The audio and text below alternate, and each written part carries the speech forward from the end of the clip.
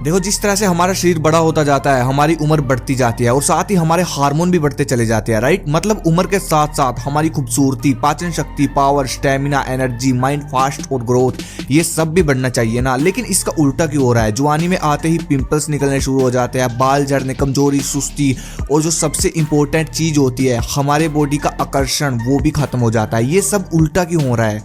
देखो, आप हर रोज दांतों की सफाई करते हो, शरीर की सफाई करते हो, लेकिन क्या आपने कभी सोचा है आपको एक दिन अपने शरीर के अंदर की सफाई भी करनी चाहिए, दिमाग की सफाई भी करनी चाहिए। अगर आपको और आसान तरीके से समझाऊं, अगर आप गाड़ी को समय पर सर्विस ना करवाओगे तो सिंपल सी बात है कि उसके इंजन की लाइफ घट जाएगी, राइट। और इसी तरह इंसानों के साथ भी हो रहा है, बाहर से रगड़ रगड़ के नहाते हैं, कभी ये नहीं सोचा कि अंदर क्या हो रहा है। और यही कारण है कि हम सब लोगों की लाइफ कम हो गई है और दिमाग कमजोर हो चुका है, काम करने की शक्ति खत्म हो गई है, खूबसूरती भी खत्म हो गई है।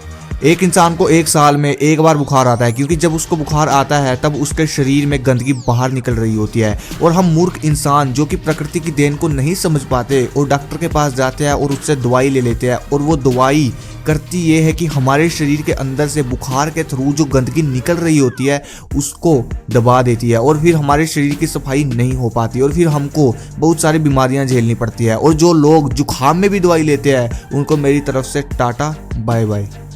मैं मानता हूँ कि आपको बुखार तेज होता होगा, लेकिन इसका एक रूल होता है जो कि आपको जिंदगी भर काम आएगा। जब आपको बुखार हो तब आप लिक्विड पीना शुरू कर दो, जैसे कि कोकोनट वाटर कम से कम 6 गिलास जिस दिन आपको बुखार आता है उस दिन।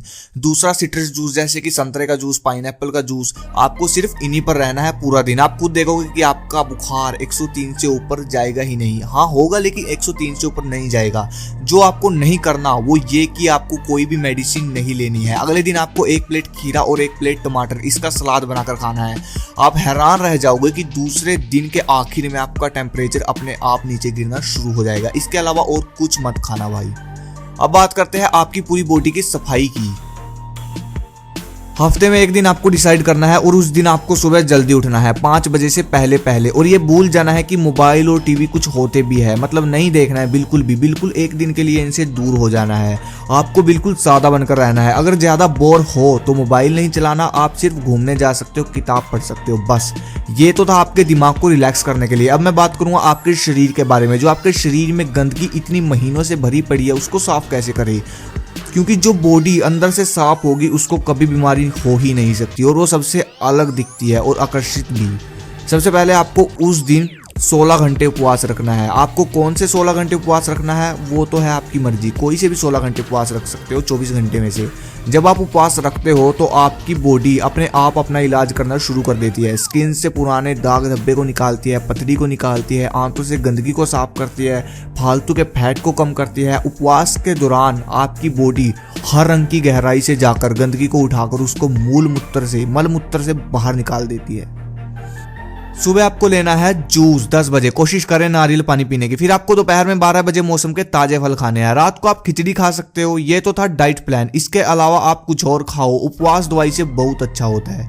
ये जितने भी टिप्स मैंने आपको ऊपर बताए हैं भाई, सबसे बेस्ट है अगर चाहते हो बॉडी की सर्विस करना। अगर बॉडी की सफाई नहीं रखोगे तो बॉडी के अंदर जो गंदगी है फिर वो अपने तरीके से काम करेगी, वो आपकी बॉडी पे हावी हो जाएगी। उसके बाद पिंपल्स निकलेंगे और फिर दाग धब्बे होंगे, आपकी चेहरे से ग्लो खत्म हो जाएगा, बाल झड़ने शुरू हो जाएंगे। बस जितनी भी बीमारियां दिखती है ना आपको, ये कहीं ना कहीं बॉडी के अंदर जो गंदगी होती है ना उसकी वजह से आती है, और यही रीजन होता है सबसे बड़ा। मैं मानता हूँ सबसे बड़ा यही रीजन है। इसलिए अपनी बॉडी को अंदर से साफ रखो। इसलिए ये भी इसलिए बोला जाता है कि भाई एक्सरसाइज करो जब तक पसीना ना आए, क्योंकि पसीने के थ्रू भी आपकी बॉडी की गंदगी बाहर निकलती है। और ये सबसे बेस्ट तरीका है जो मैंने आपको बताया। इससे आपकी आंतें, पाचन शक्ति बिल्कुल अंदर से साफ हो जाएंगी। ये जो आपने पुराने समय में फास्ट फूड खाए हुए हैं, जितनी भी तली हुई चीजें खाई हुई है, आपको क्या लगता है ये आसानी से डाइजेस्ट हो जाती है ना? ये होता क्या है, जब आप इनको खाते हो पहली बात तो ये मुश्किल से डाइजेस्ट होती है, डाइजेस्ट ही नहीं होती। उसके बाद होता ये है कि ये आपकी आंतों में जम जाते हैं। आंतों में जमने के बाद ये आपकी बॉडी में एक तरह की गंदगी बन जाती है और फिर वो खून में मिलनी शुरू हो जाती है, फिर पिंपल्स निकलते हैं, पता नहीं कितनी बीमारियां लगती है। उसके बाद कब्ज भी आती है, और कब्ज तो भाई साहब बीमारियों की जड़ है, ठीक है ना। कब्ज है ना जिस बंदे को, उसको पता नहीं कितनी बीमारी आएगी, आप सोच भी नहीं सकते। और जिस बंदे का पेट साफ रहता है और उसको तो कभी बीमारी आएगी ही नहीं। तो इन चीज़ों का आपको, छोटी छोटी चीज़ों का आपको ध्यान रखना है। और हाँ, उपवास के दौरान आपको पानी पीते रहना है। जितने भी टिप्स मैंने आपको ऊपर बताया है, इनको फॉलो करना है। और नए हो तो चैनल को सब्सक्राइब करो। धन्यवाद। जय हिंद, जय भारत।